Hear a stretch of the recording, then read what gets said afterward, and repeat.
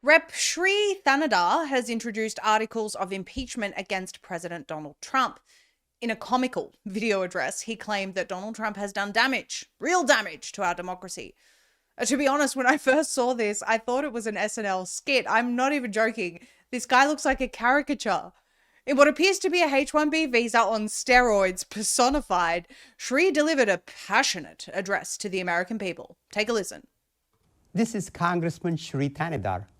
Donald Trump has already done real damage to our democracy, but defying a unanimous 9-0 Supreme Court ruling, that has to be the final straw. It's time we impeach Donald J. Trump.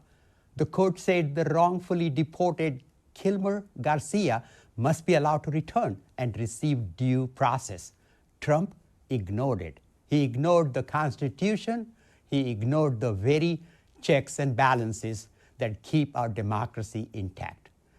This isn't an isolated incident. It's part of a dangerous, deliberate pattern. That's why today I introduced a resolution to impeach Donald J. Trump, outlining 7 articles of impeachment.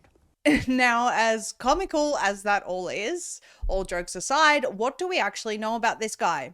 Laura Loomer reports Indian Democrat congressman who filed articles of impeachment against President Trump today has a history of financial scams, has been accused of fraud multiple times in court filings. She references a Detroit News article. We actually have that article here. Governor hopeful accused of fraud in company sale in 2017. It says a new federal lawsuit alleges Michigan gubernatorial candidate Shri Thanedar made fraudulent and misleading claims to inflate the value of a company he sold last year in a deal that netted him roughly $20 million.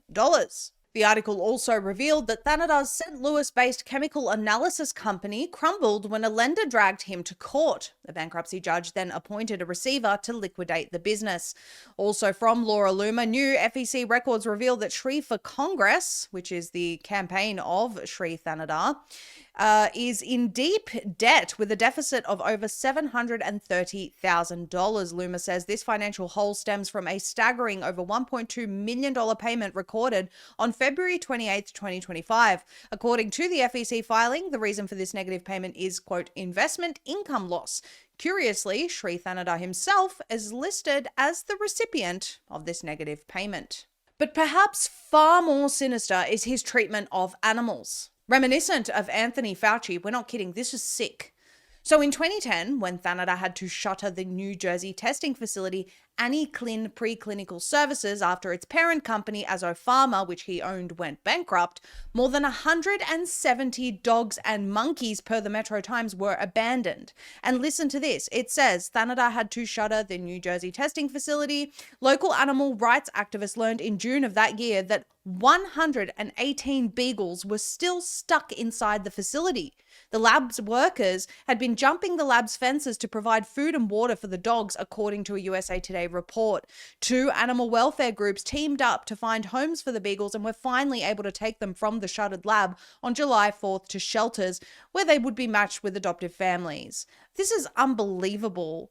So a man who could not even take care of his business properly to the point where it shut down and then he just abandoned over 100 dogs and monkeys with no water and no food in this facility can now be expected to take care of his constituents?